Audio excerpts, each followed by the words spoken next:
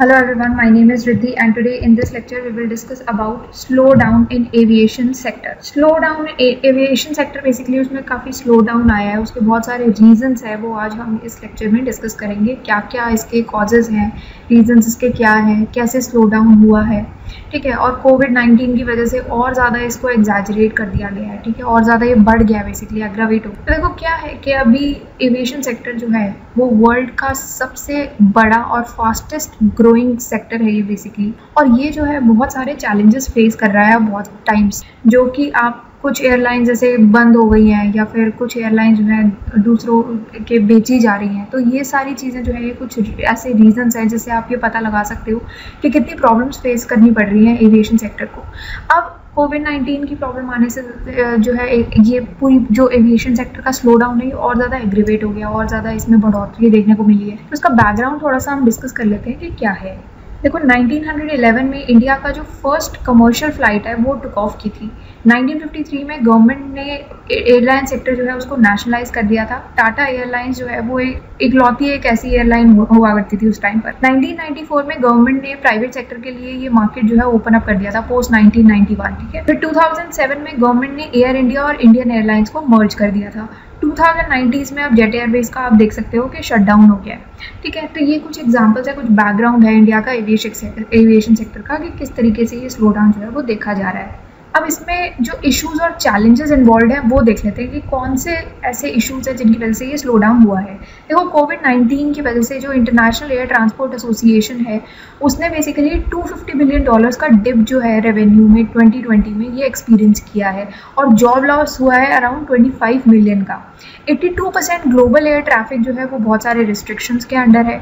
Diamond princess cruise ship, अब देखो ये वाला एक इशू अभी चला था कि डायमंड प्रिंसेस क्रूज शिप जो है ये कैबिन सर्फेसेस, यहाँ पर क्या हुआ था कि 17 दिनों तक ये जो क्रूज शिप है बेसिकली इसने 17 दिन तक कोरोना वायरस का आरएनए जो है हार्बर करके रखा हुआ था, ठीक है। तो इससे और ज़्यादा फियर जो है वो बढ़ गया है। आरएनए बेसिकली क्या होता है, इट इज़ रिबोन्यूक्लिक एसिड। ये बेसिकली एक ऐसा मटेरियल होता है जो जेनेटिक इन्फॉर्मेशन कैरी करता है, और ये इंडिकेट करता है कि एक पर्टिकुलर पर्सन में ये वायरस प्रेजेंट है या नहीं है, बट ये नहीं बताता है कि वायरस जो है वो अभी भी अलाइव है या नहीं, ठीक है। बस ये बता देता है कि वायरस प्रेजेंट है या नहीं।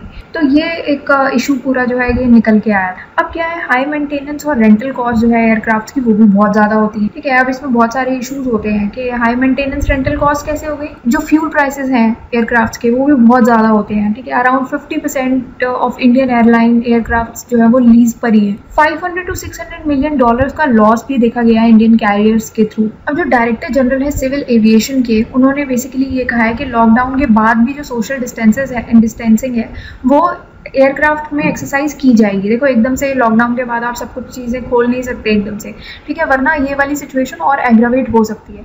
इसलिए डायरेक्टर जनरल ने कहा है कि अभी सोशल डिस्टेंसिंग जो है वो एयरक्राफ्ट में ये लागू की जाएगी और ज़्यादा बढ़ाई जाएगी, ठीक है। तो इसकी वजह से क्या होगा, आप सोशल डिस्टेंसिंग अगर एयरक्राफ्ट में भी बढ़ाएंगे तो फ्लाइट्स ऑब्वियसली कम उड़ेंगी, तो इससे क्या है कि फेयर्स में भी इंक्रीज़ होगा, और Indian market already price sensitive है, ठीक है। अब जितनी भी अलाइड सर्विसेज हैं जैसे कैबिन क्लीनिंग क्रू हो गया, ये वर्स्ट हिट है, सबसे ज़्यादा इनको अफेक्ट किया है।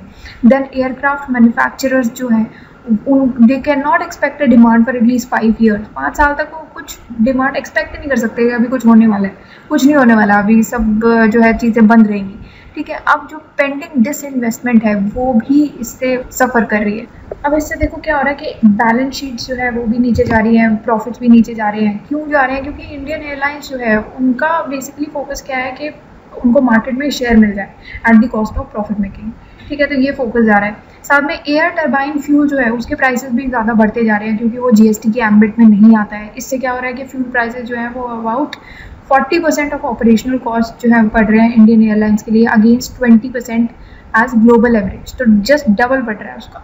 डिपिंग रुपी, ठीक है, जिसकी वजह से अब रुपी नीचे जाता जा रहा है, तो उससे क्या होता है कि मेंटेनेंस, रिपेयर और ओवरऑल कॉस्ट जो है वो और ज़्यादा बढ़ती जा रही है क्योंकि ज़्यादातर पेमेंट जो है वो US डॉलर्स में ही होती है। इंफ्रास्ट्रक्चर, पुअर इंफ्रास्ट्रक्चर की प्रॉब्लम बहुत बड़ी है जिसकी वजह से जो है वेटिंग टाइम जो है वो और ज़्यादा इंक्रीज हो जाता है। देन ओवर कैपेसिटी होती है सर्टन रूट्स। लंदन के 6 एयरपोर्ट्स हैं जबकि दिल्ली के सिर्फ एक ही एयरपोर्ट है जिसमें और हमारा जो मल्टी मॉडल इंफ्रास्ट्रक्चर है वो इतना सपोर्टिव नहीं है। कुछ एयरपोर्ट्स ऐसे हैं जो हाईली इनअसेसिबल है, मतलब जाने में ही आपको बहुत टाइम लग जाएगा, तो रोड्स की तरह जैसे बहुत ज़्यादा इजीली असेसिबल नहीं है।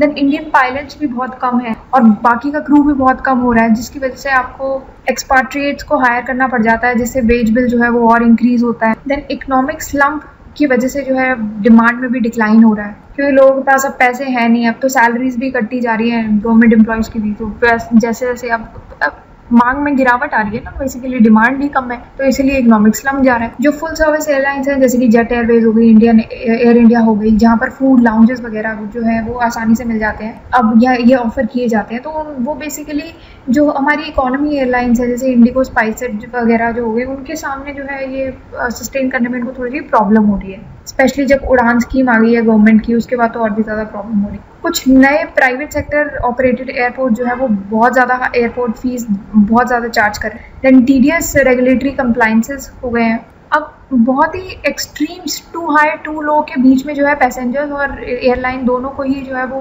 दोनों के लिए ये कॉज ऑफ कंसर्न है, दोनों को ही समझ में नहीं आ रहा, क्योंकि हमारी जो मार्केट है 80% मार्केट जो है वो low cost market, input cost जो है वो कम नहीं है, बट सब्सिडीज ऐड हो गई हैं जिसकी वजह से जो है वो लो कॉस्ट मार्केट बना दी है। तो ये बहुत to high and to low के बीच में जो है वो फेयर जो है वो फ्लक्चुएट करता रहता है।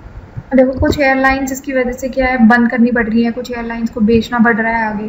अब फ्यूचर भी अनसर्टन है, अब नहीं पता आगे क्या होने वाला है, कितने टाइम तक ये सब चलेगा, ठीक है, क्योंकि high speed rail network, bullet train, hyperloop etcetera, इन सब की वजह से फ्यूचर की अनसर्टेनिटीज जो है वो और ज़्यादा बढ़ गई है। Stagnation and air cargo traffic, तो एयर कार्गो ट्रैफिक जो है उसमें भी स्टैग्नेशन जो है वो थोड़ा सा देखने को मिला है, ठीक है, ठहराव बेसिकली देखने को मिला है। अब ये जो स्लो डाउन है एविएशन सेक्टर में, इसका क्या इम्पैक्ट पड़ा है एयरलाइंस पे? देखो एयरलाइंस में तो बहुत ज़्यादा उनको बहुत ज़्यादा लॉस हुआ है, अनसस्टेनेबल लॉसेज हुए हैं। एम्प्लॉयज़ को भी बहुत ज़्यादा लॉस हुआ है, देखो जॉब लॉस हो गई है, तो पे कट हो गई है, तो हर जगह जो है वो अब स्लो डाउन तो चल ही रहा है, इकोनॉमी भी हमारी गिर चुकी है बिल्कुल, तो हर किसी को ही हर जगह से ही लॉस हो रहा है, एयरलाइंस को, एम्प्लॉयज़ को, पैसेंजर्स को लॉस हो रहा है, क्योंकि फेयर की अनसर्टेनिटी है जो जैसे कि अभी बताया, तो टू हाई और टू लो एक्सट्रीम्स में चल रहा है, तो फेयर अनसर्टेनिटी है, साथ में lack of ease of living है। देन पब्लिक मनी, अगर मान लो ये एयरलाइन जो है वो बेल आउट कर जाती है या लोन डिफॉल्ट बन जाती है कि मतलब अब नहीं वो चुका पा रही है, तो ये जो पूरी कंडीशंस होती है उससे पब्लिक मनी के ऊपर बहुत ज़्यादा बर्डन पड़ जाएगा कि एयरलाइन तो अपना निकल के बेल आउट कर गई या फिर लोन डिफॉल्ट हो गया में पड़ गई, पर बर्डन किस पे पड़ेगा? पब्लिक मनी पे पड़ जाएगा। इकोनॉमी पे क्या असर पड़ रहा है कि स्लो डाउन और जो नॉन परफॉर्मेंस है, जो की सेक्टर्स हैं हमारे यहाँ, उसका डोमिनो इफेक्ट पड़ रहा है बेसिकली। और इनमें जो हमारे की सेक्टर्स होते हैं, देखो उन पर अगर दबाव पड़ता है, अगर उनमें स्लो डाउन आ जाता है, तो बहुत सारे और सेक्टर्स होते हैं जिसमें स्लो डाउन आ जाता है, जिसमें बाकी के सेक्टर जो है उसको और ज़्यादा ये लोग नीचे गिरा देते हैं।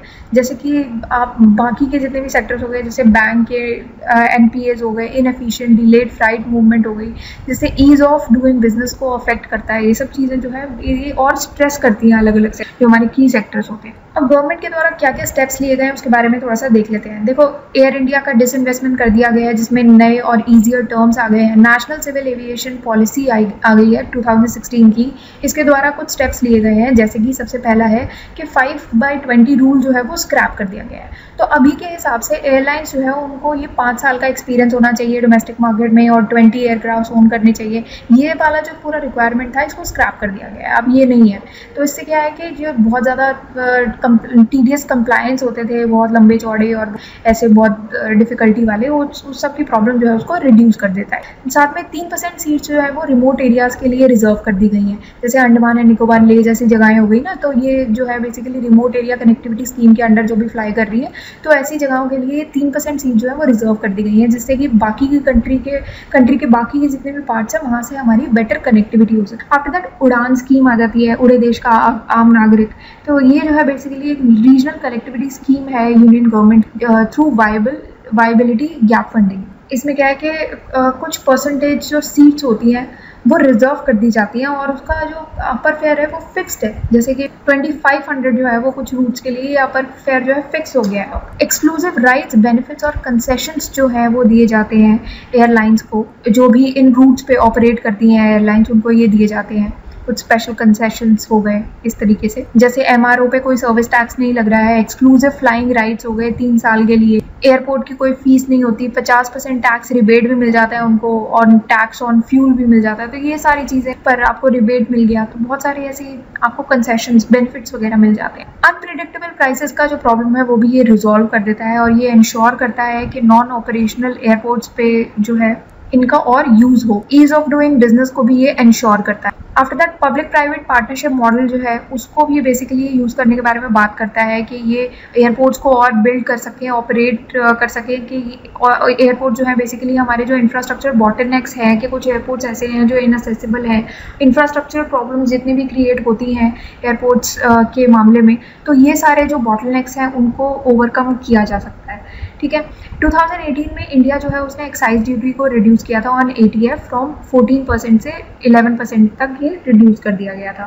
वे फॉरवर्ड में आप ये लिख सकते हो कि देखो अगर आप कोविड-19 के इम्पैक्ट को टैकल करने के लिए जो बेल आउट पैकेजेस है वो रिजॉर्ट किए जा सकते हैं, उनका सहारा लिया जा सकता है। बेसिकली एग्जांपल USA का $2 ट्रिलियन रिलीफ पैकेज जो है वो दिया गया है, $250 बिलियन विल भी जो है वो एयरलाइंस के लिए दिए जाएंगे। बट बेलिंग आउट जो है वो एक एक्सेप्शन होना चाहिए, एक नॉर्म नहीं बनना चाहिए कि आप हमेशा ही बेल आउट कर जाते हो। वो बेल आउट पैकेजेस बेसिकली एक एक्सेप्शन होना चाहिए कि बहुत एक्सट्रीम केसेस में हो गया। और बेल आउट पैकेज की जगह जो है गवर्नमेंट को ये फोकस करना चाहिए कि कैसे इंफ्रास्ट्रक्चर में इन्वेस्ट किया जाए लॉन्ग टर्म के लिए। ATF जो है उसको GST के अंडर लाना चाहिए क्योंकि अभी तक तो है नहीं, तो जिसकी वजह से काफ़ी प्रॉब्लम्स अराइज हो रही हैं। और सेंटर स्टेट कोलैबोरेशन होना चाहिए कि अगर आपको जैसे कि नागचाला एयरपोर्ट जो है मंडी डिस्ट्रिक्ट ऑफ हिमाचल प्रदेश में, उसको जो है एयरपोर्ट अथॉरिटी ऑफ इंडिया के द्वारा बिल्ड किया गया है and Himachal Pradesh state government के द्वारा जो है ये बिल्ड किया गया है। तो इस तरीके से सेंटर स्टेट कोलैबोरेशन करके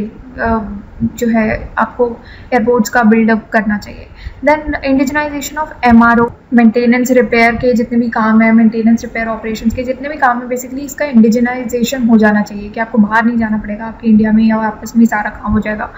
अब लेटेस्ट टेक्नोलॉजी का यूज़ होना चाहिए एयर ट्रैफिक कंट्रोल और एयर सेफ्टी के लिए। देन अब जैसे कुछ ऐसी प्रॉब्लम्स हो जाती हैं कि ओवर कैपेसिटी हो गई है कुछ एयरपोर्ट्स की, या फिर बहुत कुछ एयरपोर्ट्स ऐसे हैं जो बहुत ज़्यादा बिजी रहते हैं, इतने एयरपोर्ट्स है भी नहीं। ठीक है, तो उसके लिए क्या होना चाहिए कि जितने भी ऑलरेडी अवेलेबल एयरपोर्ट्स हैं, ब्राउनफील्ड एयरपोर्ट्स हैं, उनका यूज़ करना चाहिए एंड नए एयरपोर्ट जो है ग्रीनफील्ड एयरपोर्ट उनका बिल्डअप होना चाहिए ताकि ये ओवर कैपेसिटी की जो प्रॉब्लम है उसको रिजॉल्व किया जा सके। एग्जाम्पल क्या है इसका, जवाहर एयरपोर्ट जो है नोएडा में ये प्रपोज किया गया है, गौतम बुद्ध नगर में, ताकि न्यू दिल्ली एयरपोर्ट जो है उसका बर्डन जो है और कम किया जा सकता है। एक unmanned aerial vehicle UAV policy जो है वो रिक्वायर्ड है ताकि जो चैलेंजेस हैं अब चेंजिंग टाइम्स के उनको केटर किया जा सके।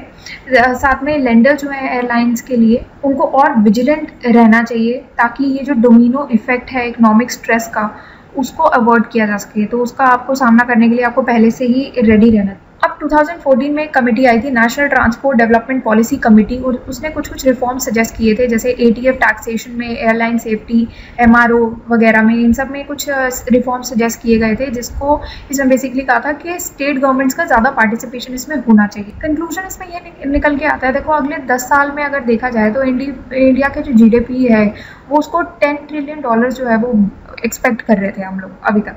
तो इसमें क्या है कि अब धीरे धीरे टाइम के साथ साथ लोग जो है वो टाइम को ज़्यादा वैल्यू करने लगेंगे मनी से ज़्यादा। तो और ये जो ह्यूज मार्केट है उसका पोटेंशियल को टैप करना है अगर आपको ये न्यू इंडिया के एस्पिरेशंस को सपोर्ट करना है तो एविएशन सेक्टर का गुड हेल्थ जो है वो बहुत इंस्ट्रूमेंटल एक रोल प्ले करेगा, क्योंकि आपकी एविएशन सेक्टर जो है एक की सेक्टर है हमारे इंडिया के लिए। ठीक है, और अगर ये ठीक रहेगा तो बाकी के सेक्टर्स को फ़ायदा ही होने वाला है, और अगर ये डाउन जाएगा तो बाकी के सेक्टर्स जो है उस पर बहुत स्ट्रेस पड़ने वाला है। जैसे हमने एग्जांपल डिस्कस कर ही ली है, जैसे नॉन परफॉर्मिंग एसेट्स वगैरह पे और ज़्यादा स्ट्रेस कर दिया जाएगा, देन पब्लिक मनी पे इस पे असर पड़ेगा, पब्लिक पर ही बेसिकली सारा बर्डन पड़ने वाला है। तो ये सारी चीज़ें होती हैं कुछ, तो एविएशन सेक्टर को अच्छा बना के रखना जो है बहुत बड़ा रोल ये इंस्ट्रूमेंटल रहेगा न्यू इंडिया के एस्पिरेशंस को सपोर्ट करने। आज के लिए बस इतना ही करते हैं, बाकी नेक्स्ट लेक्चर में मिलते हैं।